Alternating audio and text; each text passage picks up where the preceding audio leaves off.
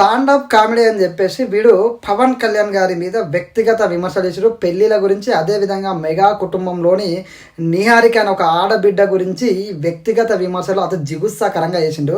అసలు వాళ్ళ వ్యక్తిగత జీవితాల గురించి, వాళ్ళ భార్యల గురించి, వాళ్ళ డివోర్స్ గురించి ఒక ఆంధ్రప్రదేశ్ రాష్ట్ర డిప్యూటీ సీఎం అయినటువంటి పవన్ కళ్యాణ్ గారి గురించి వ్యక్తిగత విమర్శలు చేయడం అయితే చాలా చాలా బాధాకరం. స్టాండప్ కామెడీ అని చెప్పేసి పవన్ కళ్యాణ్ గారి గురించి కాకుండా ఇంకా బాలకృష్ణ గారి గురించి, ఎన్టీఆర్ గారి గురించి, ఇంకా ఏ సెలబ్రిటీ గురించి అయినా కానివ్వండి, ఏ రాజకీయ నాయకుడి గురించి అయినా కానివ్వండి, ఏ సామాన్య ప్రజల గురించి అయినా కానివ్వండి, వ్యక్తిగత విమర్శలు చేయడం అనేది కరెక్టా? వీడు వ్యక్తిగత విమర్శలు చేస్తూ ఏదో సెలబ్రిటీగా పేరు చెప్పేసి తొందరగా ఫేమస్ అయిపోవచ్చు, ఏదైనా కామెంట్ చేస్తే ముఖ్యంగా వ్యక్తిగత విమర్శలు చేస్తే ఇంకా తొందరగా అయిపోతుంది, ఎక్కువ క్రేజ్ వస్తుంది అని చెప్పి అనుకుంటుండు.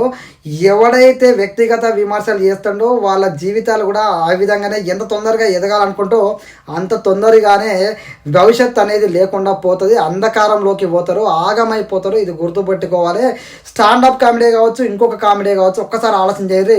బ్రహ్మానందం గారు ఒక 10 మందిని నవ్వించాలంటే ఆయన చూపులతో నవ్విస్తాడు. ఆయన స్టేజ్ మీద కనబడితే నవ్వులే ఉంటాయి, ఆయన నిలబడ్డా నవ్వులే ఉంటాయి, ఆయన డ్యాన్స్ చేసిన నవ్వులే ఉంటాయి, ఆయన మాట్లాడిన నవ్వులే ఉంటాయి. అది నిజమైన కామెడీ. దానివల్ల 10 మంది సంతోషపడతారు, నవ్వుతారు, కొంచెం ఆస్వాదిస్తారు, ఆ నవ్వి కొంచెం సంతోషంగా కూడా ఉంటారు. ఈ కామెడీ ఎవరిని వ్యక్తిగత జీవితం గురించి అయినా మాట్లాడతాం, లేకపోతే ఎవరినైనా బదనాం చేస్తాం. ఒక రాష్ట్ర ఉప ముఖ్యమంత్రి అయిన పవన్ కళ్యాణ్ లాంటి వ్యక్తి మీద కూడా మేము విమర్శలు చేస్తాం, ఏం చేస్తారని చెప్పి అనుకుంటారు.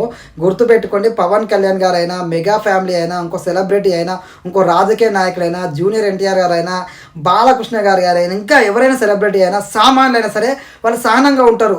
వీడేదో పిచ్చోళ్ళే మాట్లాడుతాడు, వీడి సంగతి చెప్దాంలే అని సైలెంట్గా ఉంటారు. ఎందుకంటే వాళ్ళు చాలా ఉన్నతమైన స్థానంలో ఉంటారు కాబట్టి అదేవిధంగా సహనంగా ఉంటారు.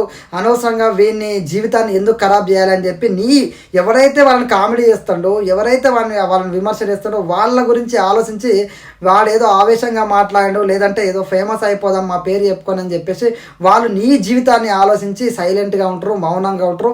అది రాజకీయ నాయకులైనా తెలియక చేసిందే వాడికి తెలిసేలాగా బుద్ధి చెప్పుదాంలే అని చెప్పి ఊరుకుంటారు. కానీ ఇంకా తెలిసి కూడా కొంతమంది కావాలని సోషల్ మీడియాలో కానీ లేదంటే ఇంకెక్కడైనా ఫేమస్ అయిపోవాలి, త్వరగా ఎదగాలని చెప్పి ఈ యొక్క దిక్కుమాన ఆలోచనతోటి ఎవరి వ్యక్తిగత జీవితం గురించి అయినా మాట్లాడి తొందరగా ఫేమస్ అవుతామని అనుకుంటారు. ఇప్పుడు అది కుదరదు. కళ్యాణ్ గారి ఫ్యాన్స్ అయినా కానీ, మిగతా రాజకీయ నాయకుల ఫ్యాన్స్ అయినా కానీ ఊరుకుంటట్లేరు.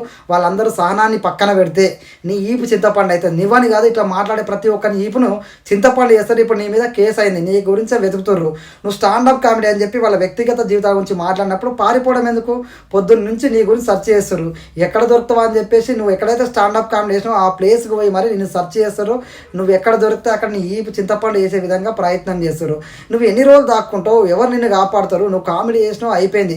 4 రూపాయల కోసం నిజాయితీగా కామెడీ చేయాలి, నలుగురు నవ్వే విధంగా చాలా ఆహ్లాదకరమైన వాతావరణంలో కామెడీ చేయాలి. ఒక ఆలీ గారిని చూడొచ్చు, బ్రహ్మానందం గారిని చూడొచ్చు, చాలామంది కమెడియన్స్, రామ్మోహన్ గారిని చూడొచ్చు, కోట శ్రీనివాసరావు గారిని చూడొచ్చు, ఇప్పుడు వెన్నెల కిషోర్ గారిని చూడొచ్చు. చాలామంది కొత్త కొత్త కమెడియన్స్ వస్తూనే ఉన్నారు, కామెడీ తోటి అందరినీ అలరిస్తున్నారు. కానీ నీలాగా వ్యక్తిగత జీవితాల గురించి మాట్లాడటం ఏదో ఫేమస్ అయిపోదాం, ఏం మాట్లాడినా వెళ్తలే, నా గురించి నలుగురు మాట్లాడుకుంటారు అనుకున్నావు. కానీ నీ గురించి ఎవరైతే నలుగురు మంచిగా మాట్లాడతారని నువ్వు అనుకున్నావేమో, నీ గురించి నలుగురు మాట్లాడడం కాదు, ఆ నలుగురే నేను ఈపు చింతపండు వేసి నిన్ను నవ్విన వాళ్ళే నిన్ను చూసి జాలి పడే విధంగా అయిపోతుంది. ఆఖరికి నిన్ను చూసి ఇంకెవరైనా ఇలాంటి కామెడీ చేయాలంటే, అసలు స్టాండప్ కామెడీ చేయాలంటే భయపడే విధంగా నీకు ఖచ్చితంగా భర్త పూజ ఉంటుందని అందరూ చెప్తున్నారు వాళ్ళ అభిమానులు. అదేవిధంగా నీ కోసం పోలీసులు గాలిస్తున్నారు. నువ్వు ఏ సందులో దాక్కున్నా నీలాంటి వాళ్ళకి ఖచ్చితంగా ఎంత తొందరగా అయితే అంత తొందరగా పతనం అవుతారు. దయచేసి ఎవరు కూడా ఎవరి వ్యక్తిగత జీవితం గురించి మాట్లాడకండి. ఎందుకంటే పాలసీల మీద విమర్శ అయితే సమాధానం ఇస్తారు, లేకపోతే సైలెంట్ అవుతారు. నువ్వు తెలియకల్లో అయితే ఆ విధంగా నువ్వు క్వశ్చన్ చేసినప్పుడు నీ క్వశ్చన్లకు వాళ్ళ దగ్గర ఆన్సర్ లేకపోతే సైలెంట్ అయిపోతారు. ప్రజలు కూడా నేను హర్షిస్తారు, అదే మనోడు పాలసీల మీద విమర్శ చేసిండు, ఆన్సర్ చెప్పలేకపోతారని 10 మంది ఆలోచిస్తారు. కాదు, వ్యక్తిగత జీవితం గురించి మాట్లాడితే అదే విధంగా సొసైటీ నుంచి సమాధానం ఉంటుంది, వాళ్ళ అభిమానుల నుంచి సమాధానం ఉంటుంది, వాళ్ళ దగ్గర నుంచి సమాధానం ఉంటుంది. ఆఖరికి జీవితాలు ఆగమైపోతాయి. ప్రతి ఒక్కరు ఇది గుర్తుపెట్టుకోవాలి. ఇలా ఎవరు దయచేసి వ్యక్తిగత విమర్శ జోలికి పోకండి, సహనంతో ఉండండి. అందరూ నిజంగా నలుగురిని నవ్వించాలంటే ఆహ్లాదకరమైన వాతావరణంలో కామెడీ చేసుకోండి, ఆహ్లాదకరమైన వాతావరణంలో విమర్శలు లేని అనవసరంగా జీవితాలు ఆగం చేసుకోదని తెలియజేస్తూ మీ అభిప్రాయం కూడా కామెంట్ తెలియజేయండి.